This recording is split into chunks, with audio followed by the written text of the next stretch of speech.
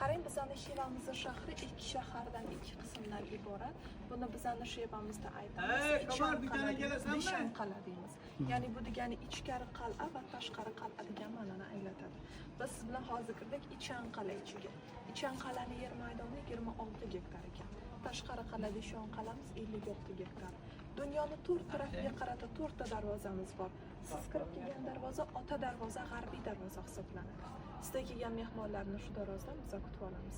2200 metr qalin devor bilan o'ralgan 16-asrlarda asos solingan Ichan qal'ani qurilishiga 1511-yillarda Xiva xonligi boshlanadi, to 1920-yillargacha davom etadi.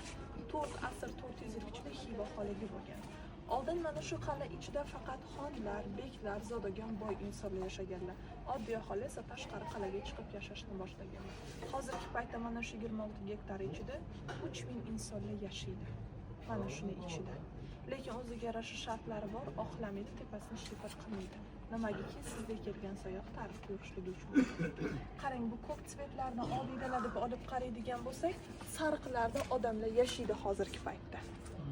Ota darvoza, palvon darvozalari sayyohlar kirish uchun bog'cha darvoza, tosh darvozalardan mashinalar kirib keladi hozirgi paytda.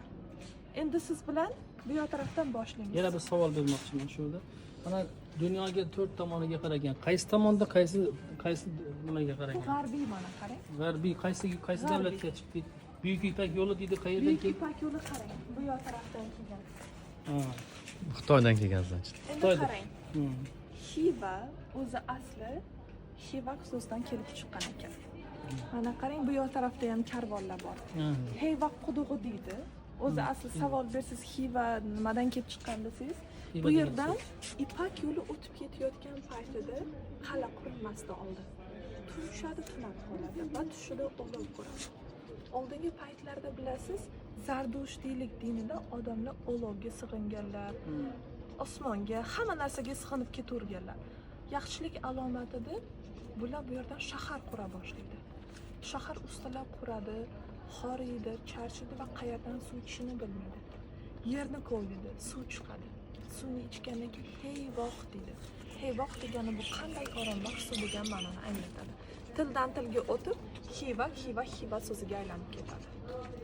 Xorazm so'zining ma'nosi esa xor, bu quyosh, azm bu o'lka. Quyoshli o'lka degan ma'noni anglatadi. Masalan, bir yilda 360 kundan ziyod kuni bo'lsa, 300 kuni bizda quyoshli bo'ladi. Quyoshli o'lka deydi. Va siz bilan hozir minoralar, madrasalarni ko'ramiz. Keling, marhamat, shu tarafdan boshlaymiz.